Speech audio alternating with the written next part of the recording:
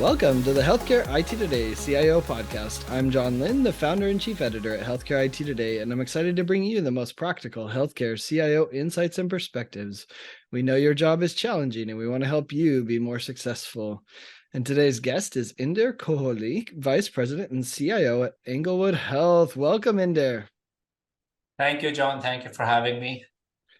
Well, we had you do a little short video at Chime. I'm glad to get the full version today.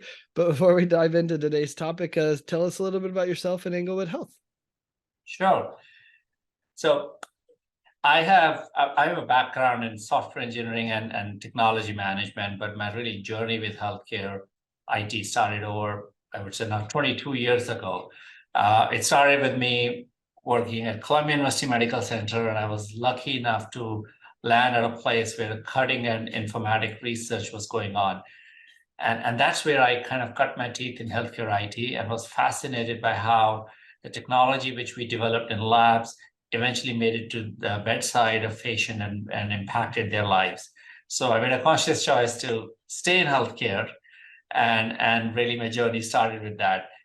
After Columbia, I spent about 13 years working at HSS, where it offered me an opportunity to really implement technology solutions which directly affected patient care, helped my clinicians take care of patient, a very fulfilling and rewarding experience. I took a leadership role there, contributing to various projects, including EMR, imaging, mobile technology, innovation projects, and which brings me now to my current role at Englewood Health as a Chief Information Officer and a thought leader, where my primary role, I would say, is to really align all the technology initiatives with the organization's priorities, their strategic vision, and their growth objectives. I oversee all of technology portfolio, biomedical engineering, and also very involved with all of our digital transformation initiatives, as well as the new and upcoming all generative AI-based functions. Interesting. I mean, let's go back to the beginning. You said you were working on cutting edge technologies. Was that like floppy disks or like it reminds me of like a consultant told me that one time. That wasn't that long ago, believe me, but it was when I say cutting edge, because the biomedical informatics really was born out of the Columbia department in many ways. And really that's where I learned about how we are utilizing data for either natural language processing or and a simple aspect of generating alerts out of an EMR data to really alert either the clinicians or the researcher. I think those kind of things, a heavy utilization of data and tools to impact patient care, to develop therapies, to develop diagnosis, all those kind of things. That was all very new for me. I was in banking and financial industry before that. So, the software programs, delivered what we all were experiencing in those times. But this hidden aspect of healthcare was new for me, that how much technology is in play behind the scene. Yeah. I was just reminded of a consultant who one time told me, John, you should have seen the cutting edge punch cards we implemented and how it transformed the billing for healthcare. I was like, I get perspective matters, right? Like, absolutely. It was cutting edge at the time. Yeah. But it sounds like you were working on some, early NLP stuff. That's really interesting. Yep, and now you think about it, the application of that NLP is now coming in play in terms of practical implementations. Yeah. But what I'm talking of was almost 18, 20 years ago. Exactly. I mean, and it's funny, we almost take NLP for granted now, which is crazy how it's evolved. Well, let's talk about cybersecurity. Hot topic for every CIO. It's what keeps them up at night, I think. How are you approaching cybersecurity, and maybe is there one security thing you've done that you'd recommend to all other healthcare CIOs? Sure. So I'll do it in two parts because it's a two-part question. So one thing is that I'm kind of all in on cybersecurity. And how I'm approaching is really a functional cybersecurity program goes much beyond tools, much beyond solution. And that has been my approach, because tools and solutions only give probably half of the story of how to keep your organization safe. It's the processes, the people, the workflow, the methodologies we implement. So I implemented or started working on a cybersecurity program for this organization almost 2 years ago. We're following a NIST framework. And of course, tools are at the forefront of it. But really the goal is a large-scale awareness. So from a senior leadership, right from the C-suite all the way to the frontline manager, everyone is aware of their role in keeping the organization safe. Everyone in my team is fully aware of what their role is in keeping the organization safe, which is utilize the tools, but follow the best judgment, follow the processes. That's how I approach it. Interesting. Did you have to drive the, the senior level executive buy-in on this, or did they come to you and say, Inder, we need you to go all in on this? Like, how did that play out for you? So I would say it was inherent in my role. When I took on a role, I think the number one job is to keep organization up and running, which I say is the run part of the organization, and closely aligned with that is organization safe. So I would say I'm lucky to be working with the senior leadership group who understand the importance of being safe and understand the importance of cybersecurity implementation, how inconvenient they may be for our users, for our clinicians, but they are necessary. So I would say I didn't have to do a whole lot of work in aligning them with this messaging. But I did spend a lot of time in, as I said, is about people, process, and methodology. Yes, I did bring in some new tools, and we consistently bring in new tools. But again, tools was not where my big issue was. My big issue was just an awareness, education, and understanding their role. So you also asked about one thing which I'm very proud of, which I implemented, and I think that's I wouldn't call it pioneer, but it's really, we are definitely the early adopter of an AI machine learning based SIM, security and incident management tool. So this is where I think the whole world is going now, right? We don't want to program our tools to configure the rules, and then those rules catch on to whatever abnormalities show up in our network. This is a tool which is self-learning. This is a tool which is consuming and digesting, I would say exponential amount of logs. I used to have countable number of logs going to a SIM. Now I have almost 1,000 individual logs, and then we have compute and we have algorithm to process it and really come up with the projections of where the risk will lie. So definitely something I'm very proud of what we implemented. And it's been over 8 months since we went live with it, and we're monitoring it closely. And again, a technology which is going to consistently evolve and only going to get smarter. And one other piece I'll say, right?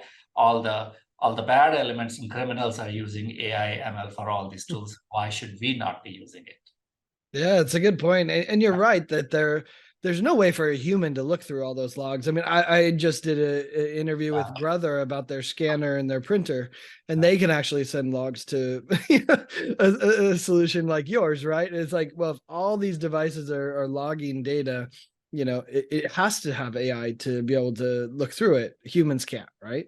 Right. And then more importantly, we don't want to be in the business of going back and configuring rules when a new threat vector appears, right? That's where these tools can learn. They can collate data from external sources and immediately shore up our protections. Very interesting. Let's talk about your digital transformation journey. How did you start? Where are you at? How do you look at digital transformation in healthcare? So that is something which I started working here as soon as I started with this organization. And it came as more as let's reimagine our care through digital lens. We are delivering exceptional care in Englewood. We have a single electronic medical record all across our 150 locations, single patient view. So we have all the underpinnings which were needed to transform to the next level, which is more digital first approach. Now, one of the the way we approached it is that we cannot just attack on all areas of digital transformation because it's an endless list. So we had a focus.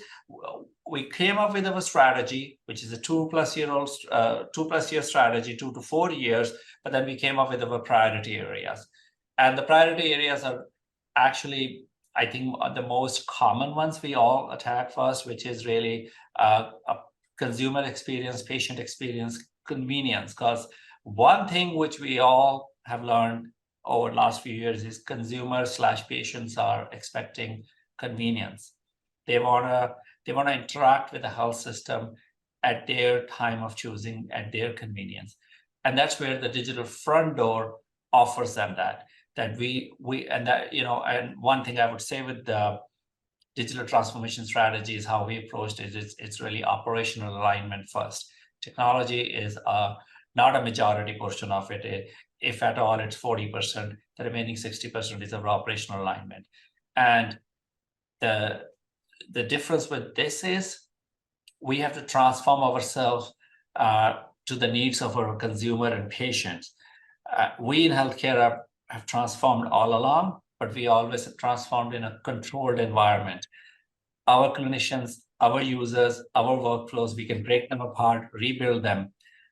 But now we don't have that luxury. We have to really think what our patients need and then align us to provide that digital experience to them. So that was a guiding principle of our digital strategy, really, to patient experience. And then if I may go on, a couple of other important pieces of it, right? You bring patients into your health system, existing or new, through this digital experience. Once they're here, and I mentioned we have a single patient record, single patient view, all across the institution, and we are in the best position to offer them a clinically integrated care. So we made it easy for patients to have a follow-up with other specialties. Whatever care is needed, we can set them up in a very streamlined manner and very convenient manner for them as well as for our clinicians.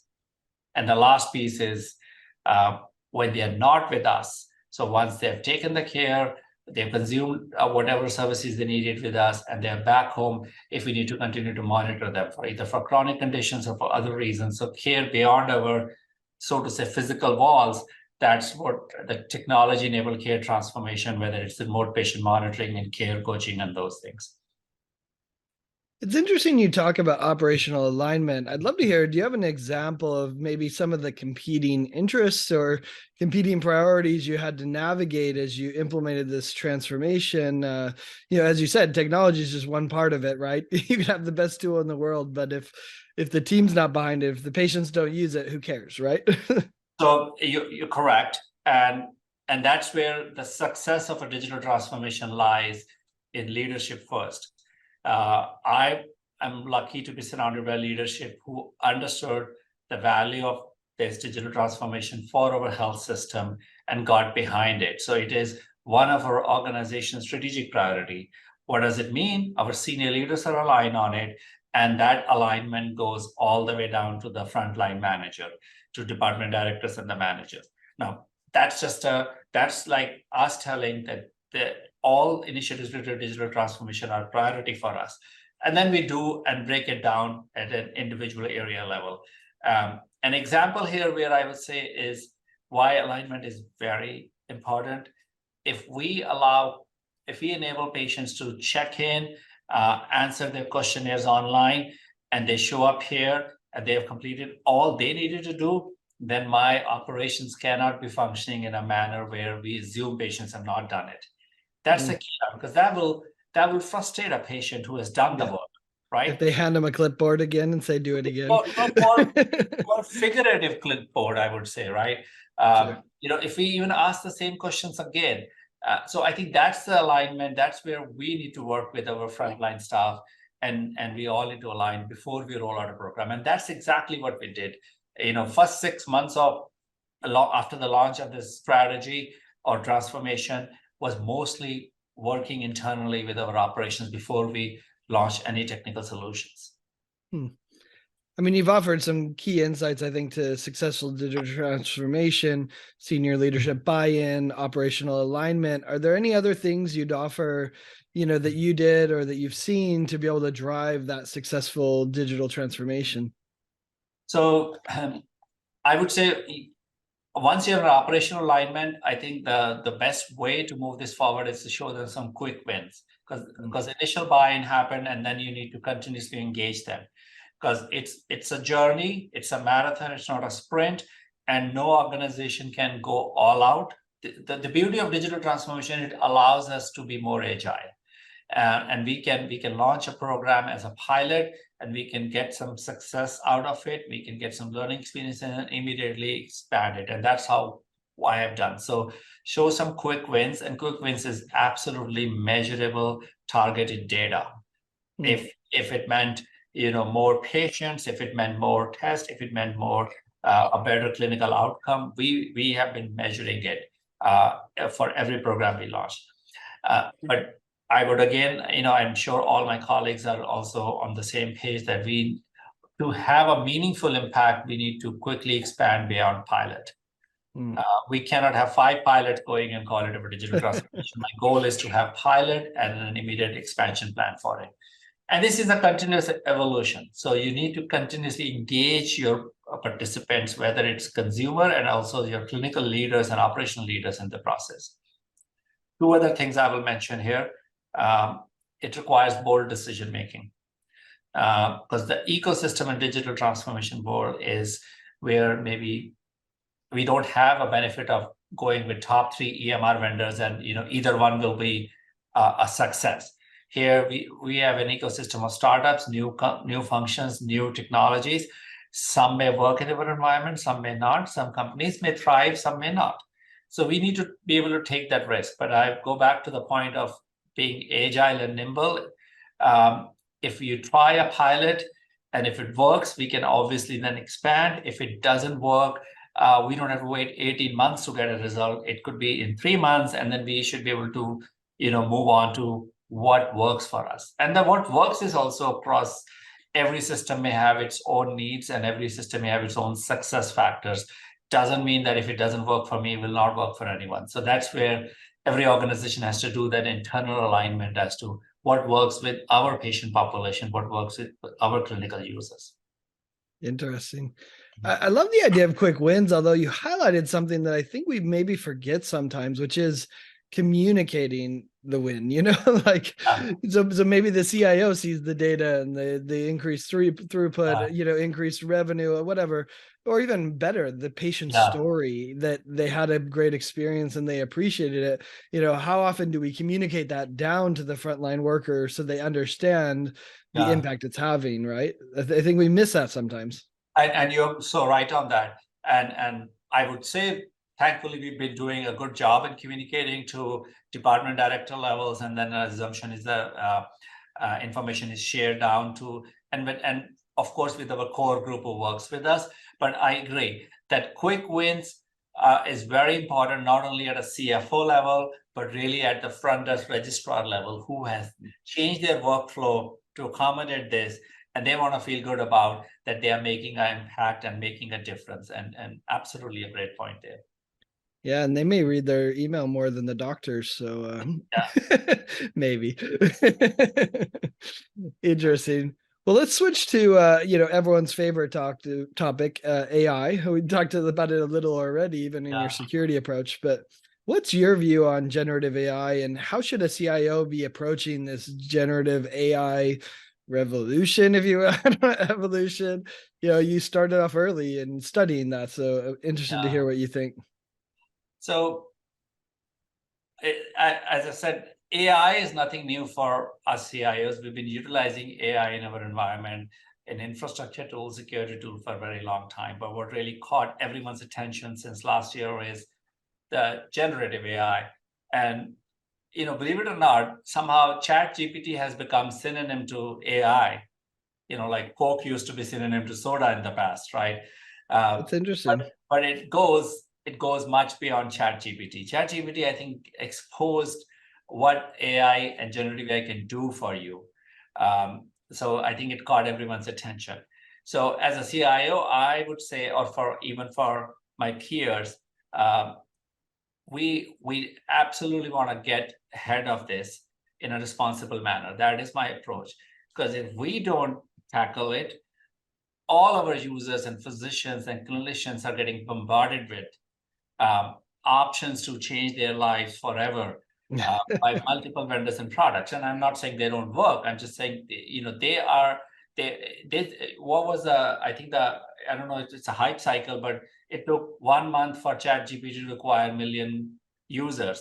It took, Facebook and Instagram over 5 years, and Netflix over 10 years. So, the speed is fast and everyone is tuned in.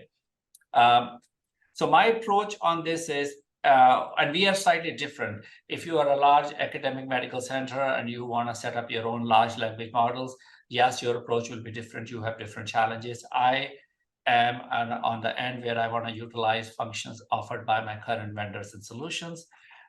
If I need to bring in a third-party vendor, but approach is very outcome-driven. If we have an outcome to achieve, if I have a problem to solve, that's where we bring in. And that's where our digital strategy, which I would again say was nimble enough in the process that we were able to accommodate that. That we want to now start looking at options for our clinicians and efficiency solutions for them. So my approach is to carefully evaluate what solutions are being presented by our existing vendors or the new vendors in the space, map it to what our strategic objectives are, our immediate efficiency needs are, and of course, it has to map to some sort of a ROI, whether it's, it doesn't need to be exactly the dollars, but it is efficiency, quality, safety. I am just not implementing a tool for the sake of implementing tool, but we definitely are evaluating certain solutions in our space.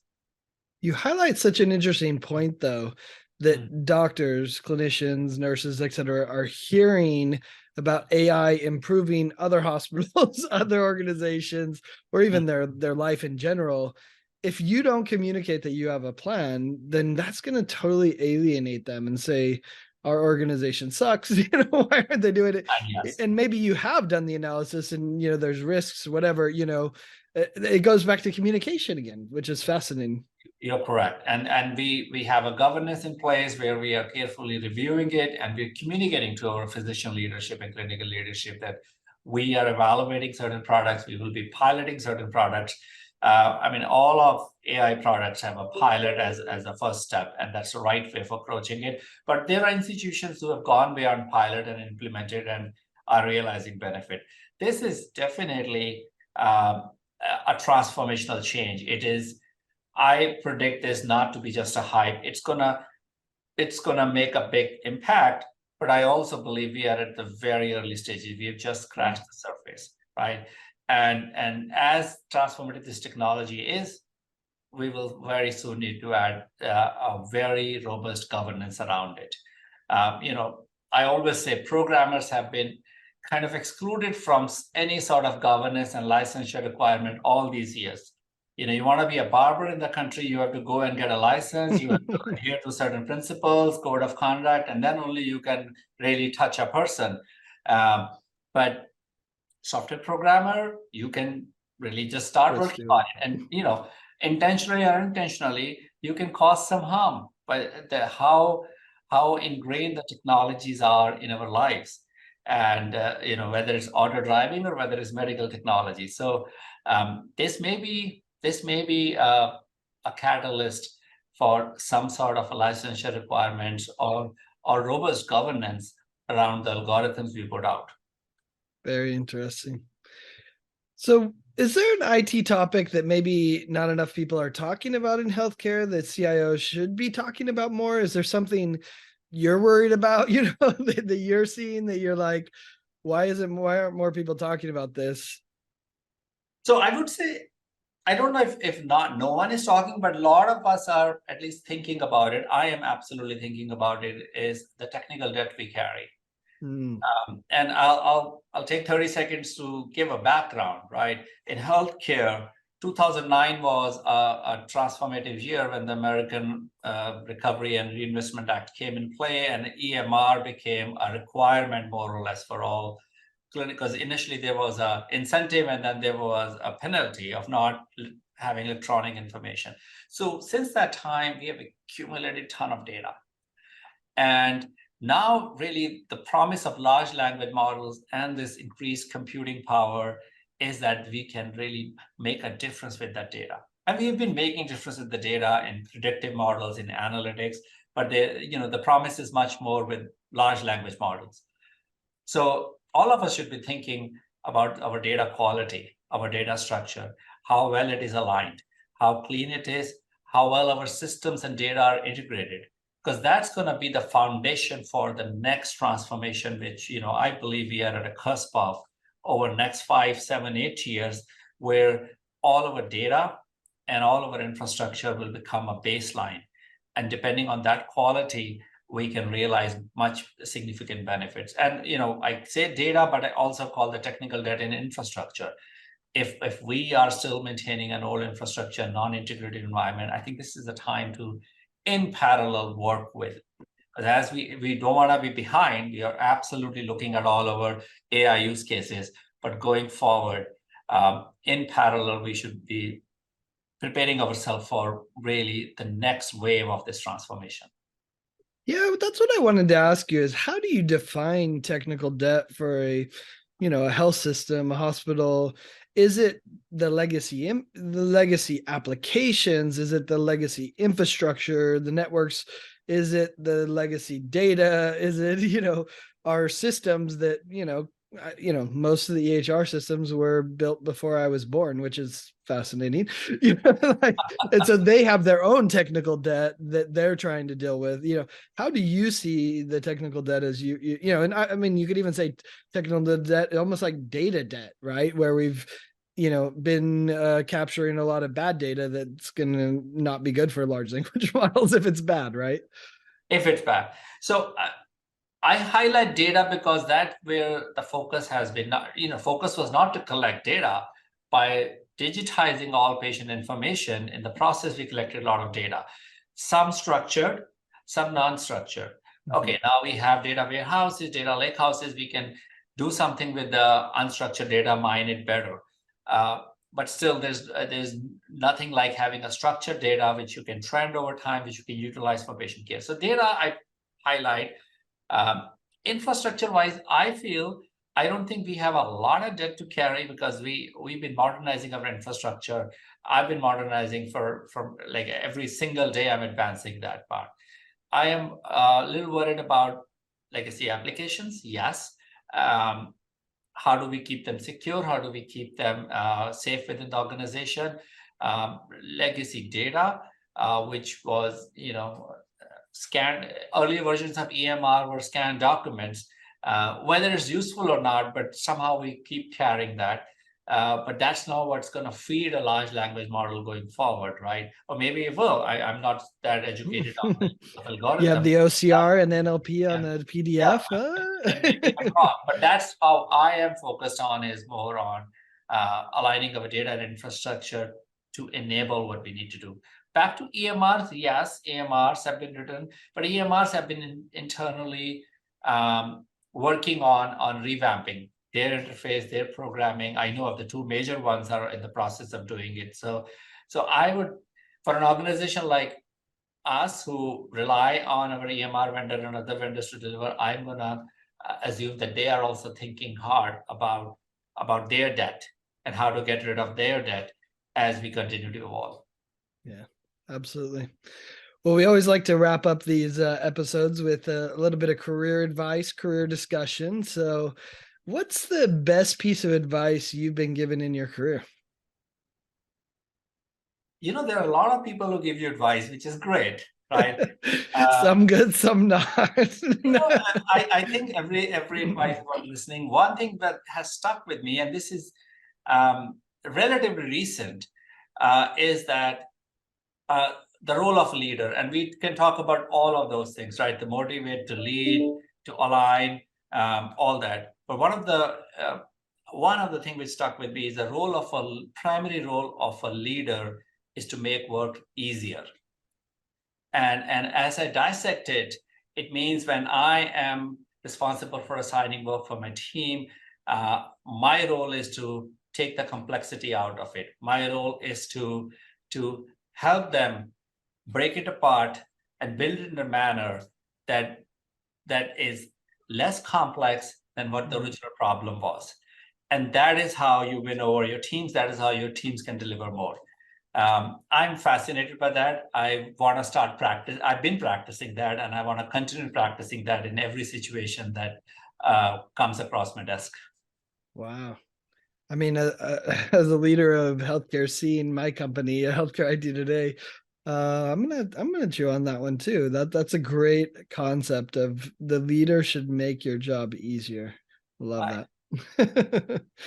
And I appreciate you hopping on and sharing these insights and perspectives. I really learned a lot from you and the challenges and the successes you're having at Englewood Health. So thanks so much. And thanks everyone for watching and listening. If you want to find more great healthcare IT content like this, be sure to check it out at healthcareittoday.com or search for the CIO podcast by Healthcare IT Today on your favorite podcasting applications. Thanks, Inder. Thank you. And thank you to your listeners. It was great talking to you.